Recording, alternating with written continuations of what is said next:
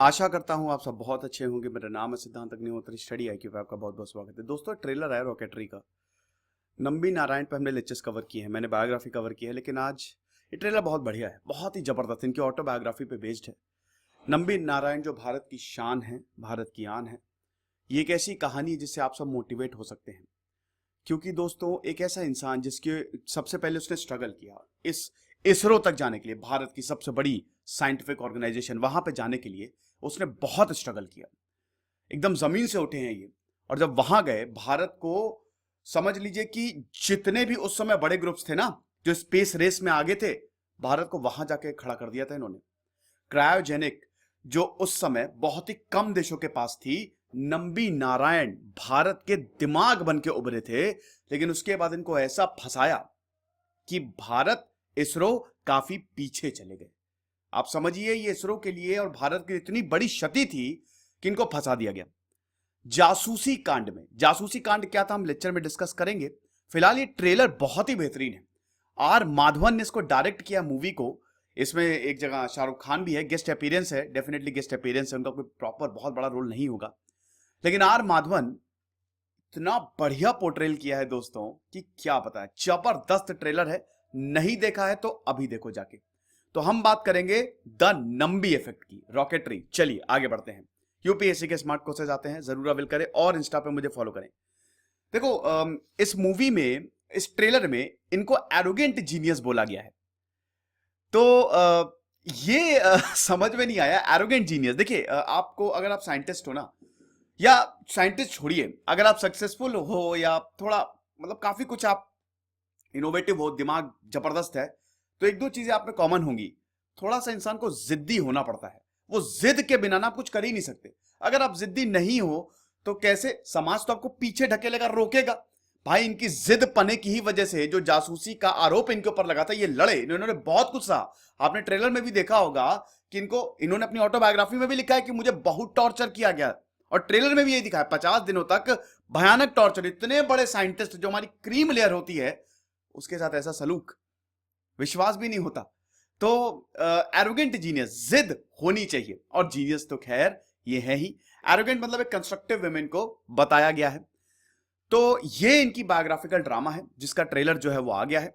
अब दोस्तों, हम थोड़ी सी कंट्रोवर्सी, क्या पहले इनकी जिंदगी की बात करते हैं। नंबी नारायण की बात करें तो त्रवाणकोर में इनका जन्म हुआ था, प्रेजेंट डे तमिलनाडु। शुरुआत से ही इन्होंने बहुत कुछ झेला है, ठीक है।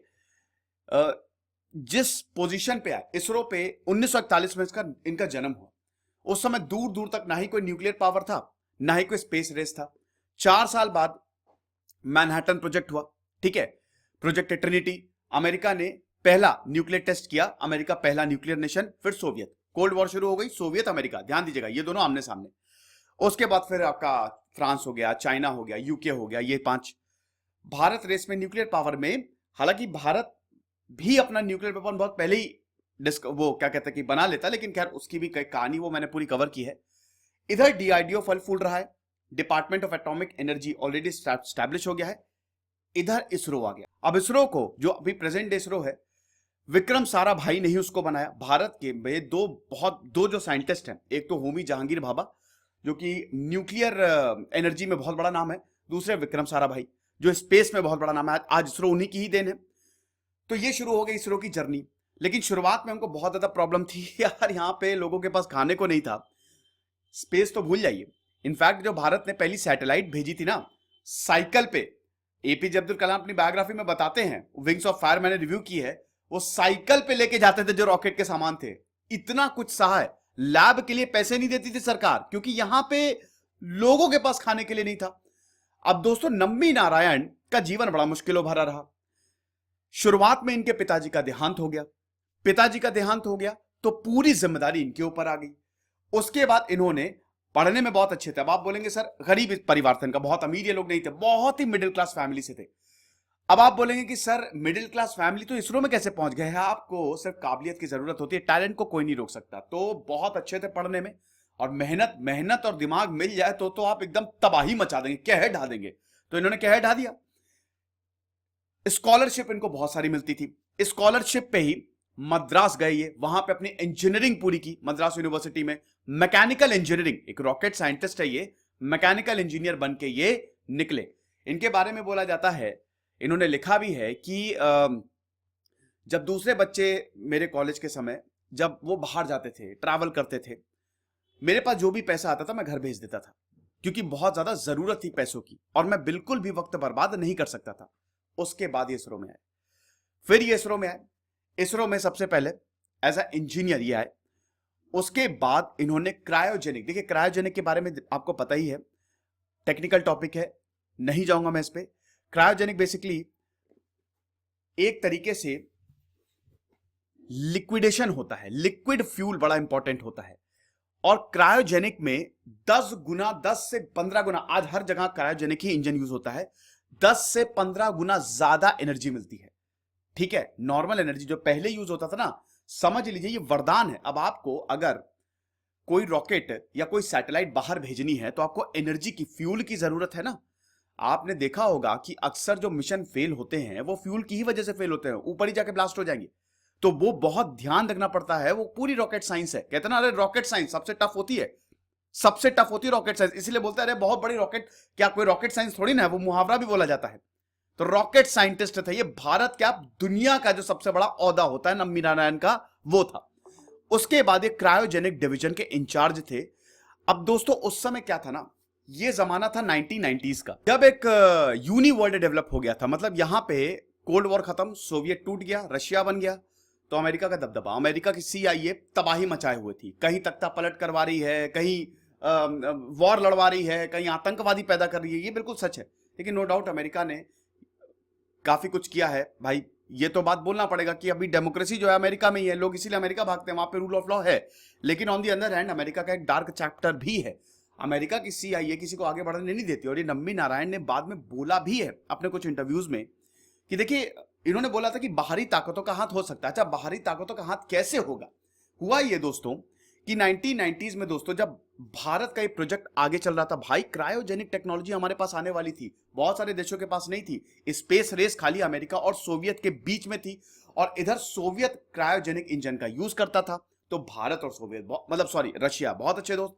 तो भारत ने रशिया से बोला कि भैया आप हमको ये टेक्नोलॉजी दे दो। और उस समय नम्बी नारायण जो थे वो डील पूरी मैथ से लगा रहे थे। इनको पता था कि थोड़ा सा पुश हमको रशिया से मिलेगा, हम पूरा अपना ही क्रायोजेनिक इंजन बना देंगे। मैं फिर से बता रहा हूं दोस्तों, क्रायोजेनिक टेक्नोलॉजी बहुत अच्छा। एक चीज और, क्रायोजेनिक टेक्नोलॉजी खाली फ्यूल में ही नहीं यूज होती है, मतलब ऐसा नहीं कि खाली रॉकेट में ही यूज होगी, बायोलॉजी में भी इसका यूज है, सर्जरी में इसका यूज है। बेसिकली दोस्तों, लो टेम्परेचर पे किस तरीके से आपके मॉलिक्यूल्स बिहेव करेंगे, सॉलिड्स गैस में लिक्विड में कन्वर्ट होगा। ठीक है, मूवमेंट, मॉलिक्यूल्स की मूवमेंट की बात करता है, जिससे एनर्जी बहुत ज्यादा मिलती है। तो अब देखिए, हाइड्रोजन गैस है, तो हाइड्रोजन को अगर लिक्विफाइड फॉर्म में हम कर लें, लिक्विड हाइड्रोजन, कमाल हो जाए ना, कितना मजा आ जाएगा कि आप हाइड्रोजन पी रहे। अबे यार आग होती है, पी मत लेना, कोई ऐसी मजाक हो रहा है, मजाक हो रही है। तो यहां पे नम्बी नारायण जो थे वो पूरी इस क्रायोजेनिक टेक्नोलॉजी में लगे हुए थे। इधर अमेरिका को पता चल गया। अब देखिए, अमेरिका ने रशिया को प्रेशर में लिया और अमेरिका ने बोला कि देखो बेटा, तुम, उस समय भारत से अमेरिका के रिश्ते बहुत बकवास थे, बहुत ही बेकार थे भारत से रिश्ते, पूरी तरीके से अमेरिका पाकिस्तान को सपोर्ट करता था। तो यहां पे रशिया को बोला बकायदा, बोरिस यिल्सन के बारे में बात करूं, उस समय रशिया के प्रेसिडेंट थे, लीडर थे। तो वो तो अजीब व गरीब, उनके आप वीडियोस देखेंगे तो हंस हंस के गिर जाएंगे। वो मीटिंग में शराब पी के चले जाते थे, कहीं प्रेस कॉन्फ्रेंस करे तो 2-3 चढ़ा ली, ऐसा था बोरिस यिल्सन। तो बोरिस यिल्सन अमेरिका के प्रेशर में आ गए और यहां पे भारत को उन्होंने क्रायोजेनिक टेक्नोलॉजी देने से मना कर दिया। लेकिन कुछ पे बात हो गई थी, ठीक है, यहां पे बोला कि चलो ठीक है, तुम बहुत ज्यादा नहीं दो, थोड़ा बहुत तो दे ही दो। कुछ चीजों पे बात हो गई थी, बात बन गई थी। अब दोस्तों, जब ये बिल्कुल क्रैक होने वाली थी डील, तभी 1996 में नम्बी नारायण को गिरफ्तार कर लिया गया। अब दोस्तों, हम उस समय, इसरो का जन्म, मतलब जन्म तो बहुत पहले हो गया था, लेकिन ख्याति पूरी दुनिया भर में 1996 में ही हो गई होती, मतलब 1990s में ही। लेकिन दोस्तों, CBI ने इनको अरेस्ट कर लिया गया और उनके ऊपर आरोप यह लगा कि इन्होंने पाकिस्तान को इसरो की ड्राइंग्स भेजी है। ठीक है, जो भी क्रायोजेनिक टेक्नोलॉजी थी, जो डेवलपमेंट्स हो रहे हैं, वो सब पाकिस्तान को इन्होंने बेच दिया है। और ये आरोप क्यों लगा? 1994 में यहां पे मरियम रशीदा को अरेस्ट किया गया और ये 1994 में होता है, रियली सॉरी, मैं शायद 1996 बोल दिया। 1996 में CBI को केस दिया था। तो जब उनको अरेस्ट किया, मरियम रशीदा, वो मालदीव में रहती थी, उन्होंने बताया कि इसमें उन्होंने नाम ले लिया नंबी नारायण का। बस नंबी नारायण से पूछताछ शुरू हो गई, पुलिस ने इनको गिरफ्तार कर लिया, 50 दिन तक ये कस्टडी में रहे। ऐसा भयानक टॉर्चर, आपने ट्रेलर भी हुआ, ट्रेलर भी देखा होगा, बहुत टॉर्चर साहब, बहुत टॉर्चर, इनको टॉर्चर किया गया। और सोर्सेज के हिसाब से इनको यह भी बोला गया कि आप इसरो के बड़े ऑफिसर्स को फंसा दो। अब दोस्तों नहीं पता इसमें क्या था, किसकी साजिश थी, लेकिन हाँ बाहरी ताकतों का इन्वॉल्वमेंट तो था ही, क्योंकि देखिए अमेरिका तो बिल्कुल नहीं चाहता था कि कोई उससे आगे बढ़े या टक्कर दे। और अमेरिका जिससे दुश्मनी पाल लेता वो देश तो गया। ईरान की क्या हालत होगी आप देख ही सकते हैं। तो इसीलिए भारत से बहुत अच्छी दोस्ती नहीं थी। ये 1990s का महीना, मतलब 1990s का दशक है। तो ऐसा हुआ, इनको अरेस्ट किया गया, 50 दिनों तक टॉर्चर किया गया। 1996 में 1996 में ये केस सीबीआई को दे दिया गया। और जब सीबीआई को ये 1996 में केस दे दिया गया तो बोला सीबीआई ने, कह रहे कोई भी सबूत नहीं है नंबी नारायण, दो साइंटिस्ट को समेत डी शशि कुमार और नंबी नारायण को गिरफ्तार किया गया। सीबीआई ने बोला इनके खिलाफ तो कोई सबूत ही नहीं मिले, ये तो बिल्कुल बेगुनाह है, क्यों जबरदस्ती 2 साल जो इनके वेस्ट किए गए हैं, ठीक है, ऐसा कुछ नहीं है। दोस्तों जब तक ये केस कचहरी में इन्वॉल्व थे, कोर्ट कचहरी में इन्वॉल्व थे, तब तक कोई इसरो में काम नहीं कर सकते थे। इसरो ने भी इनका एक समय पे साथ छोड़ दिया था। अब देखिए आपने ट्रेलर में देखा होगा कि सबसे आसान होता है किसी को देशद्रोही बोल दो, बल्कि ऐसा नहीं है। हम लोग इतने ज्यादा इमोशनल है, बस एक साइड की सुने बिना अटैक करते रहो। देशद्रोही बोलना बहुत आसान है, आजकल तो बहुत ही ज्यादा आसान है। एंटी नेशनल, बल्कि आपको पता नहीं कि जो लोग एंटी नेशनल बोल रहे हैं सबसे बड़ा एंटी नेशनल तो वही है, ठीक है। उन्होंने एक कुछ नहीं किया होगा, जी भर के देश को गाली देंगे, लेकिन जहां अटैक करने की बारी आएगी वो सबसे पहले आ जाएंगे। तो एक तरीके से ये मूवी में भी डायलॉग है कि अगर किसी को तोड़ना हो तो एंटी नेशनल बोल दो, देशद्रोही बोल दो। और इनके साथ यही हुआ। इनकी हालत दोस्तों वो हो गई थी, इसरो में तो काम कर नहीं रहे थे, बाहर निकाल दिया, सबने साथ छोड़ दिया, पुलिस ने, इसरो ने। हालत वो हो गई थी कि इनके बच्चों को टॉन्ट मारे जाते थे कि अरे ये तो देशद्रोही का बेटा है। एक बार इनकी पत्नी बताती हैं कि मैं ऑटो रिक्शा में जा रही थी, बहुत बारिश हो रही थी, तो जब ऑटो वाले को पता चला कि मैं नंबी नारायण की पत्नी, उसने बीच में ही मुझे उतार दिया। मैं मंदिर जाती थी तो पंडित जी प्रसाद देने से मना कर देते थे, मोहल्ले की औरतें बात नहीं करती थी, ऐसी नजर से देखा जाता था कि क्या मतलब हम लोग कहां के कैदी हैं। नंबी नारायण पूरी तरीके से टूट गए थे। नंबी नारायण ने सुसाइड तक करने की ठान ली थी, लेकिन तब इनकी फैमिली ने सपोर्ट किया, बोला नहीं तुमको लड़ना होगा, लड़ो, क्योंकि अगर तुम नहीं लड़ोगे, तुम अगर इस लड़ाई को छोड़ के चले गए तो ये बहुत लोगों के लिए डिमोरलाइज करने वाली बात होगी। तुम एक मिसाल बनो, ताकि लोगों को पता चले कि जिसके साथ गलत होता है वो गलत के खिलाफ लड़ सकते हैं। बहुत जरूरी है इस कलयुग में ऐसा करना। तब इन्होंने लड़ाई लड़ी और 1998 में सुप्रीम कोर्ट ने बोला गिल्टी है ही नहीं, कोई भी आरोप नहीं सिद्ध हुए उनके पास, गिल्टी नहीं है। और 2018 में दोस्तों, क्योंकि उसके बाद फिर एक और लंबी लड़ाई छिड़ गई, 1998 से पूरे सारे आरोपों से फ्री हो गए, फिर एक और लंबी लड़ाई छिड़ गई, जो इतना बड़ा नुकसान हुआ है मेरा, कॉम्पनसेशन लॉ, बस कॉम्पनसेशन पर लड़ाई। 2018 में सुप्रीम कोर्ट ने नंबी नारायण को लगभग 50 लाख रुपए का कॉम्पनसेशन दिया है, 50 लाख रुपए का, ऐसा है। और तब जाके 2018 में भी काफी ज्यादा, और तभी शायद मूवी भी बनना शुरू हुई थी। तो ये हुआ, लेकिन इससे नुकसान भारत का बहुत ज्यादा हुआ, क्योंकि हम काफी पीछे चले गए। जो टेक्नोलॉजी हमको 1990s में मिल सकती थी वो हमको काफी लेट मिली। अब देखिए वैसे तो बाहरी ताकतों का इसमें हाथ होगा, क्योंकि ये होता रहता है ना, बाहर से लोग जो है वो करते रहते हैं। केरल सीपीआई मार्क्सिस्ट ने भी इनके ऊपर दोबारा मुकदमा खोलने की कोशिश की, दोबारा केस चलाने की, लेकिन ऐसा हुआ नहीं, है ना, कोर्ट ने मना कर दिया। तो दोस्तों इनकी मूवी आ रही है और हम मूवी देखेंगे। ये मैंने सोचा कि चलिए मूवी आ रही है, वैसे तो नंबी नारायण पर हमने लेक्चर्स बनाए हैं, लेकिन चलो हम आपको एक बार और बता देते हैं, यादें ताज़ा करवा देते हैं और मूवी हम देखेंगे। वैसे कोरोना केसेस भी बहुत ज़्यादा बढ़ रहे हैं, अभी पता नहीं थिएटर में रिलीज होगी, कहाँ रिलीज होगी। ट्रेलर बहुत ज़बरदस्त था। ये मेरा टेलीग्राम चैनल है, इसको जरूर ज्वाइन करिए, 13,500 सब्सक्राइबर है। खुश रहिए, पढ़ते रहिए। देश सिद्धांत अग्निहोत्री साइनिंग ऑफ।